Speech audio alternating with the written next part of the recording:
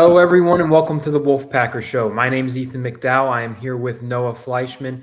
It's time to talk about NC State's 29-19 loss to Duke. Let's just dive straight into it. It was not a pretty loss for the Wolfpack. NC State went into Carter Finley Stadium looking to make a statement on Senior Day, and as has become a theme with this team, when it has a chance to make a statement, it cannot deliver.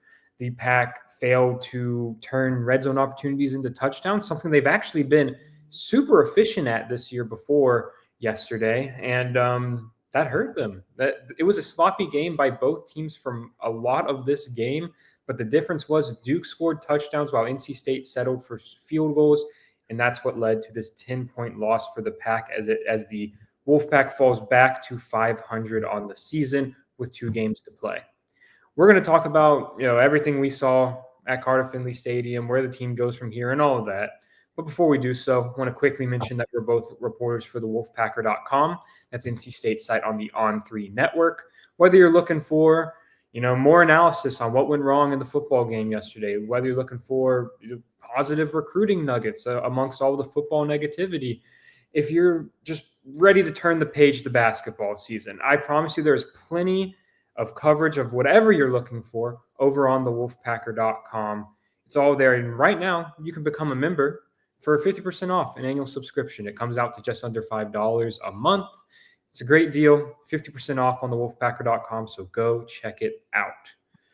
All right, Noah, we were both at Carter Finley Stadium. We watched one of the stranger beginnings of a game this season as NC State, on its first offensive drive, ends in a safety. Then they fall behind 12-0.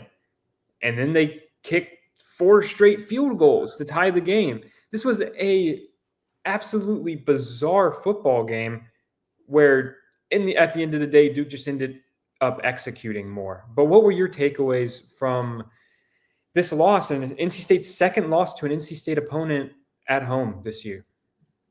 Yeah, I mean it's one of those games that you have to win. Just flat out, you're playing in front of a crowd, the packed house, great crowd, probably the best crowd we've seen all year. They were the earliest arriving crowd we've seen all season. When you're sitting in traffic on the way to the stadium 3 hours beforehand, it's going to be and they showed up, and you can't complain about the fans in this game. And there's a game that NC State needed, not only for that reason, not only because they're 5-4 going into the game. They're playing in front of a pretty good recruiting section, which we'll talk about that later. Recruiting. And, I think overall it was just one of those games NC State didn't help itself. It shot itself in the foot. 268 total offensive yards. I mean, Duke only had 276. That's not the issue. The issue is in the red zone. They settled for 4 straight field goals, as you said. All of them, 3 of them came off the offense. The one came off Marcus Cooley's fumble return, so you can't really blame that one on the offense. But of those 3, the longest kick was 30 yards, which is telling you how close to the end zone they're getting. You just can't punch it in. NC State settled for points. But at the end of the day, as David Wood said, touchdowns win games like this, not field goals. And that's what NC State learned. Kanoa Vine-Zet was good in his return to place kicking. He did miss the 1, but other than that, he was fine. And he was 1 away from tying the program record for most field goals made in a game. Not something NC State wants to do. But yeah, red zone is where this game went wrong for NC State. They moved the ball well. Outside of that, CJ Bailey was the most inaccurate he's been all year, and they still had a chance to win the game, which says a lot about what the defense was able to do for most of the afternoon. Yeah, that's a good segue. Let's start with the defense. Definitely the more positive side of the ball. I thought they defended the run better than they have all year, given Duke's rushing offense is one of the worst in the ACC. But I thought they were phenomenal in terms of stopping the Duke rushing attack because, like we've talked about, NC State has struggled to stop bad rushing attacks early in the season. They definitely took a step forward against the Blue Devils. They were swarming to the ball. I thought Kamal Bonner, the redshirt freshman linebacker, is really starting to come on here as a playmaker. Definitely looks like he could be someone who is a future major member of this defense for the next few years. Travali Price was super disruptive with 2 tackles for loss. I thought Brandon Cleveland was causing good disruption. Davin Van was doing Davin Van stuff on his senior day. I thought overall the team was really, really disruptive at the point of attack. They were making plays in the backfield and ended up with 9 tackles for loss, but it honestly felt like more than that. It was 9 tackles for loss, and they ran the ball 27 times. So you're basically saying you're getting a tackle for loss 1 out of every 3 rushing attempts. That you'll take that. You'll take that if you're NC State. So I thought they looked really good in that respect. They held Duke to 0 of 9 on third down, Noah, and a lot of that was because of the first down success.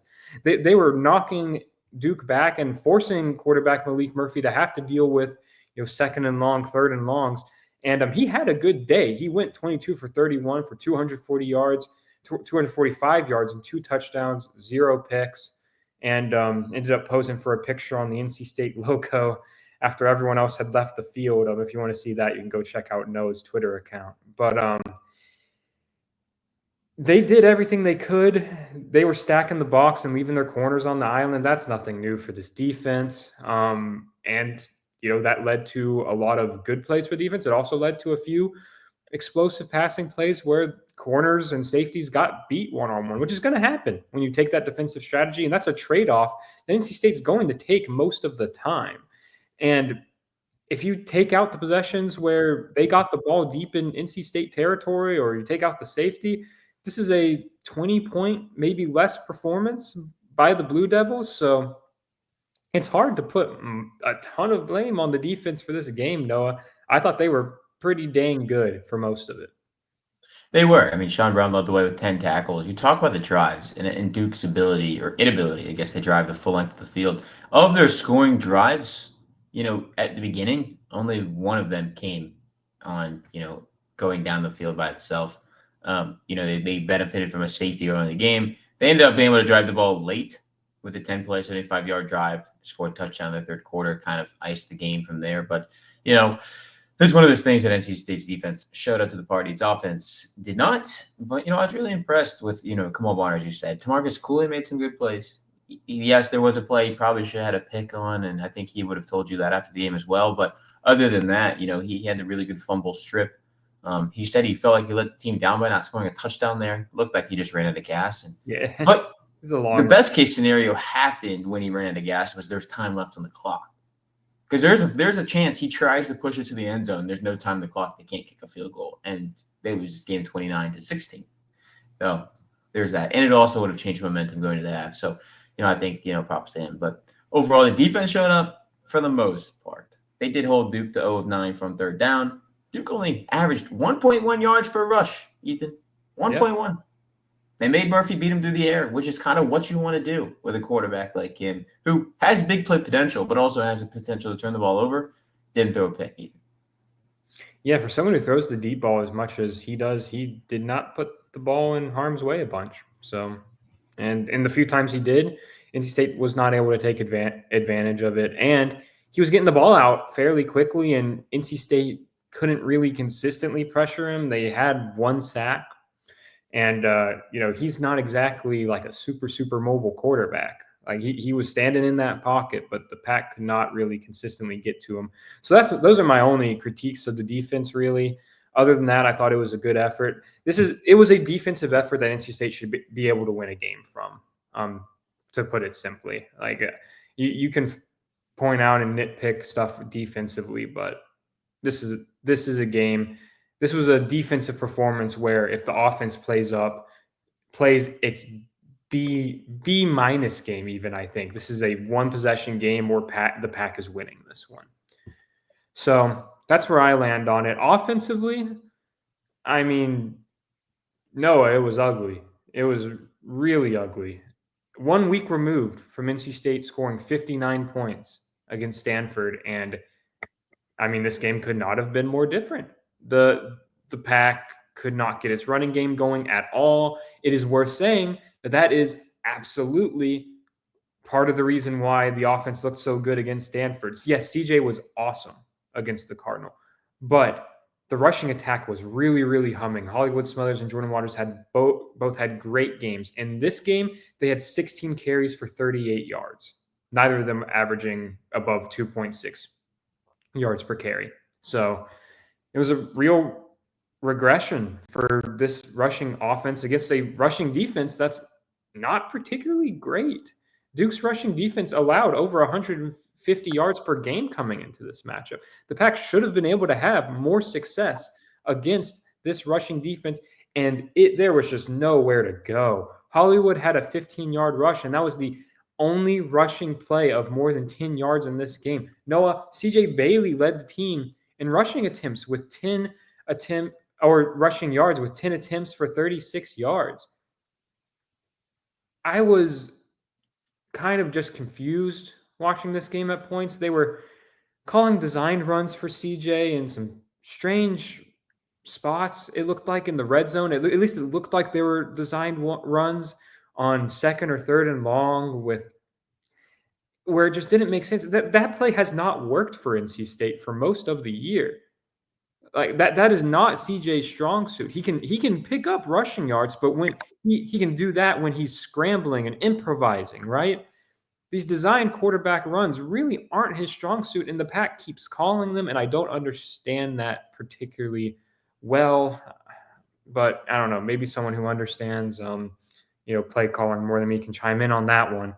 But yeah, and then Jordan Waters against his former team, 11 carries for 25 yards. Hollywood, 5 for 13. Kendrick Raphael, 2 for 6. So that's just not going to get it done, Noah.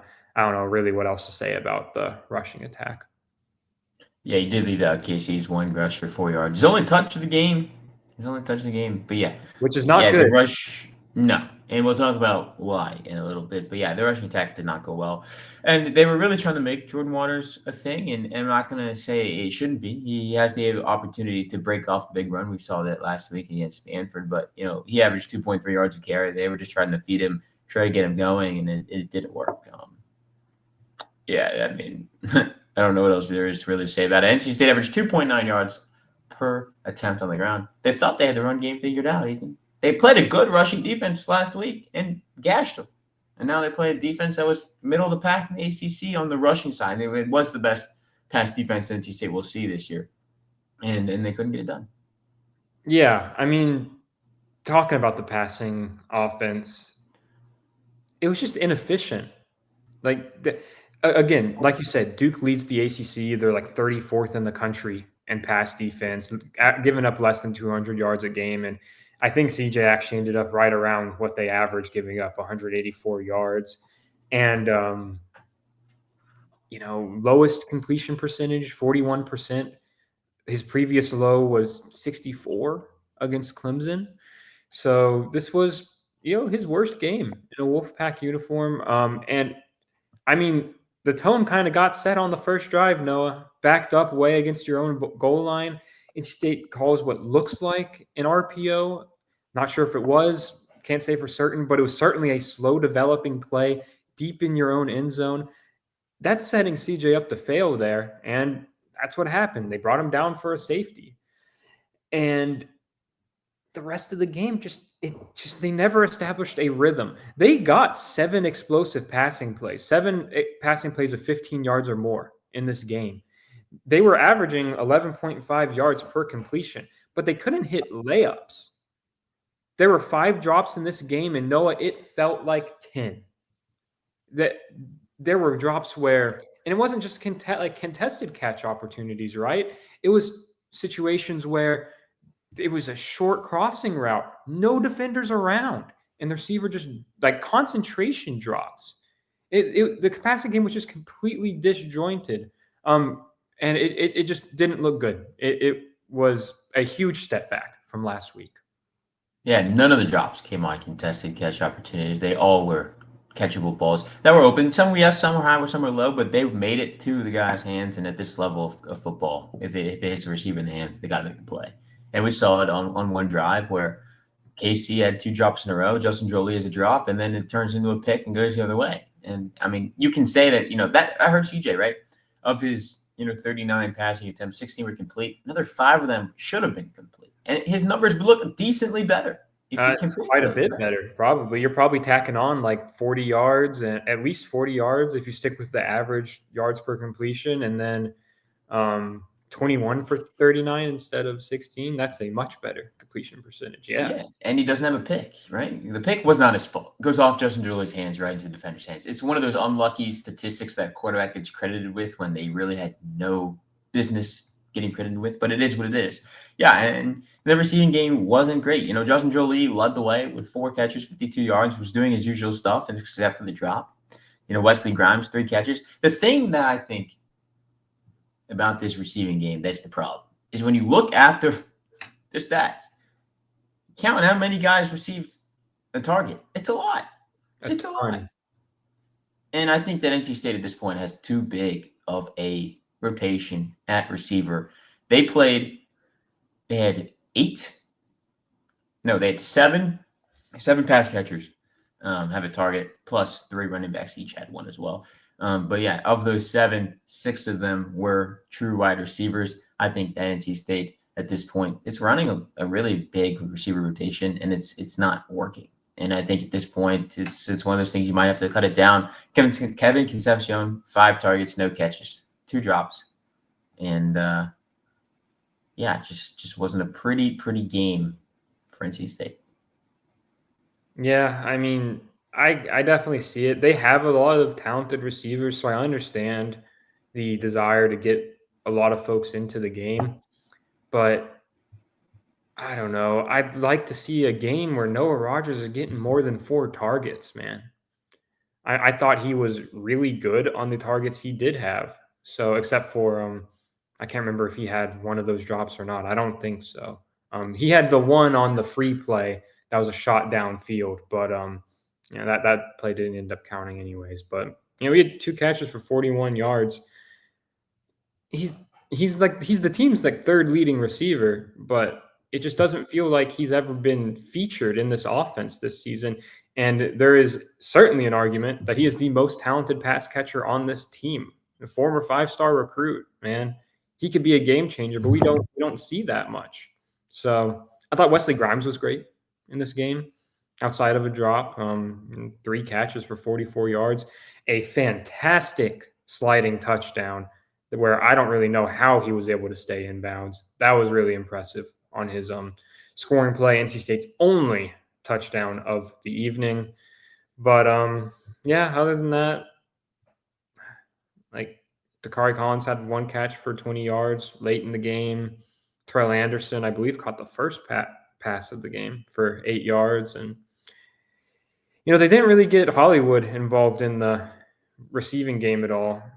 He had 1 catch for 4 and 3 targets, though. So nothing was working. Nothing was working. Duke showed up, defended the pack really well, and then NC State repeatedly shot itself in the foot. And this is a good enough defense where if you do that enough times, it's not going to work out for you. Simple as that. 3 of 15 on 3rd down. They had to gain over 7 yards they averaged to gain on their 3rd downs. And Noah, they converted 1 of 4 3rd downs where they had to gain 4 or less yards. Not good. Not good at all. Any other takeaways from either side of the ball? Special teams? Anything else you want to note before we get into game balls? Yeah, I think that it's important to note that Kevin Concepcion was held without a catch for the first time ever in his NC State career. The previous low was 1, which he had last year against Louisville in a game that resembled something similar to this, where it's just ugly all around. But NC State had opportunities to win this game, could not find a way to do it. Now they head into this open week, Ethan, and it's kind of one of those things of what do they do? What is there to change? I think, we talked about this last couple of weeks ago. I don't know how much you do change in a bye week. I think, you're 10 games in, you are who you are. I think you are who you are. I totally agree. Yeah. I don't know what you can really do at this point. Fans are certainly clamoring for a coaching change. I don't think you're going to see that midseason if it happens. We'll see though. But I think as far as well, first of all, we can go ahead and get out in front of this. Dave Doran's not going anywhere, folks. He will be the coach. In terms of coaching change, I'm talking about folks calling for an change at offensive coordinator, which I don't know if we're going to see that. There's still quite a bit of money left on Robert Ani's contract. That's something I'm sure we'll talk about plenty as we approach the off season here. But yeah, we'll cross that bridge when we get there. But I think we're not going to see any huge changes at least before the end of the season. And NC State is who it is at this point, man. Sometimes that offense is going to click. I think it's encouraging that we saw the defense click really for one of the first times this season. But it they're a 500 football team, and they've played like a 500 football team this year. This is not a team, in my opinion, where you can look at it and be like, oh, we in state just a few plays away from being 3 games above 500 or something like that. No, like this is a 500 football team. That all of these losses have been pretty decisive, in my opinion. Outside of what the Wake Forest game is the one you can really point to as that one should have swung in the other direction. But other than that, it's a 500 football team. That just is what it is. And they have to win one of their next 2 games to get bowl eligible. Although we were just talking about this off mic, it seems like they might be able to get into a bowl with 5 wins this season, right? Yeah, there's a path to it. When you look at college football itself, anytime there's not enough bowl eligible teams for the 40 something regular bowl games there are, we're not even counting, the college football playoff. It comes down to 5 and 7 teams, and then they'll take whatever many they need. It's based off of APR ratings. NC State, after quickly checking and go double check, I believe they finished tied for 24th last year in the APR, which would give them a good shot because they go off the APR, which is the academic. Talks about it takes into academic, grades, graduation rate, all that into account. NC State's in the top 30 in the country in that, which is a good thing for a program. And they just go down the list based on teams that are 5 and 7 and pick from there. And so we'll see what happens. But yes, there's a decent chance that even if NC State loses out, it will be invited to a bowl. Don't know what bowl because those 5 and 7 teams get slotted to whatever needs a bowl game. So it doesn't have to be a bowl that an ACC team is scheduled to go to. It could be the most random bowl game in the world. It could be the New Orleans Bowl. It could be anything. It doesn't have to be an ACC bowl. So we'll see what happens. Long way to go till then. NC State could win a game and not have to worry about that. But obviously, Georgia Tech and North Carolina won't be an easy path to bowl eligibility at this point. But yeah, it's something to keep in mind as we hit the end of the year, and we'll see what happens. But yes, there's a decent likelihood that NC State will be invited to a bowl, no matter how the season ends. I didn't realize that wrinkle of it doesn't have to be an ACC bowl. You're telling me we could end up going to like the famous Idaho Potato Bowl or Yeah, it just goes down Bahamas whatever bowl game. I'd sign up for the Bahamas Bowl now. Yeah, it just comes down to whatever bowl game needs a team. Okay. It is what it is. Like it probably won't be the Bahamas Bowl because I think it's a pretty good bowl game for the Group of 5 leagues that are in that one. But I guarantee you, a game like the Armed Forces Bowl, which after spending a couple years covering James Madison, they were in the same boat for 2 years. They were trying to play in 5 and 7 bowls as an eligible team. They ended up in the Armed Forces Bowl in Texas as a beneficiary of the 5 and 7 rule. So we'll see what happens. But yes, the famous Idaho Potato Bowl could be on the schedule. We could be heading to Boise, Ethan. There you go. All right. Well, NC State can remove any doubt from that by beating Georgia Tech or UNC. That matchup against Georgia Tech, they're a good football team when they have Haynes King in the game. We're of course going to talk a lot more about them post bye week and as we start to preview. But when they have Haynes King, like they're a good football team, and they knocked off number 4 Miami yesterday, and they're gonna be a tough team to beat. And they run that football. Noah, we talked about the improvement of NC State in defending the run. Well, they're going to need to take another step because Georgia Tech will run it down your throat. And not to get too into previewing, but that's going to be a tough matchup. So we'll see how that goes on the road. And then it's the rivalry game against UNC where you can throw out the records, as the cliche says, and see what happens. But, yep, got to win at least one to finish 500, and we'll see how that goes. In To wrap up, no, let's just hand out some game balls. Win or lose, we like to recognize a few individual performances of folks that have stood out to us during a game, and even though it was a rough one, there's still some individual performances to acknowledge. Noah, who would you like to praise first? Yeah, I'll go with Kamal Bonner. We've talked about him a lot today, but he's obviously a linebacker of the future in this defense. I mean, you put him out there next year playing next to Caden Fordham. I think that's a really decent linebacking core to have. This year was obviously a growing year at the position, but I think NC State has to like what they've seen from Kamal and from Caden when he was healthy this year. So Kamal Bonner, 8 tackles, 2 of those solos, 2 for a loss, and a quarterback hurry. So he did a little bit of everything. Yeah, I'm sticking on defense. I'm going to go with Travali Price. It's been kind of a quiet season for the redshirt junior, but he was really disruptive in this game. 5 total tackles, including 2 for loss. So I thought he was really good. Starting to improve, and I'll go ahead and put Brandon Cleveland.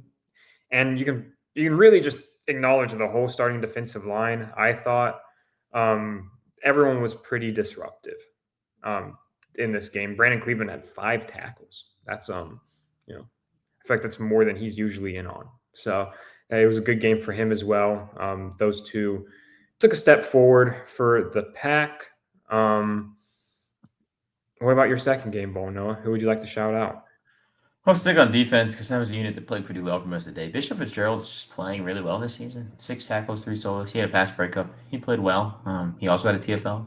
So we'll go with the safety. We'll stay on the defense for this one. They obviously deserved. They played pretty caliber football that should have given NC State a chance to win the game. So we'll stick with that. Yeah, I agree. No, for sure. I'm going to go with Wesley Grimes for mine. 3 catches on 3 targets, and his touchdown, caught a 20-yard pass, averaging 14.7 yards per reception. Thought he was good. Thought it was a good day for him. And, it's been an up and down season for him. Again, like we've talked about, there's so many receivers getting playing time in this receiver room that there's been a lot. It's been an up and down season for pretty much everybody in that room. So, but he had a good game, and I thought, I think he's a really talented receiver who I'd personally like to see him, take another, have more of a role in this offense. But like we've covered thoroughly, this team is what it is at this point in time. All right.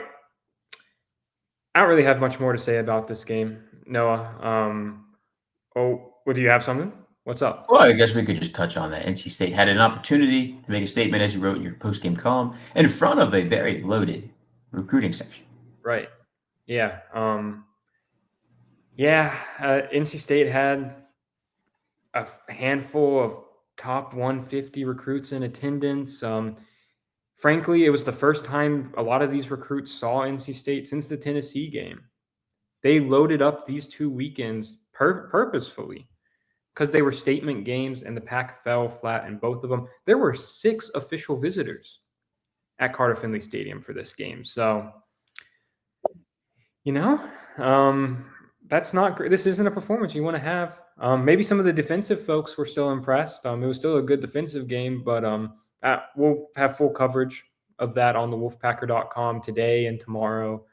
And but it was a rough showing in front of a really talented group of recruits. So that's not what the Pack wanted out of that either. All right. Well, thank you all for tuning in. NC State is 5-5. We're still going to be sticking around, and no episode next week, or maybe we will record one to talk about basketball. We'll see. Maybe that depends on if NC State beats South Carolina on later today. But we'll see how the week unfolds. Maybe you'll see an episode from us, maybe not. Either way, we will be back the following week to talk about NC State's matchup with Georgia Tech, a Thursday night clash. So our episode will probably go up on a Tuesday or a Wednesday that week. Thank you all for tuning in, and we will talk to you very soon.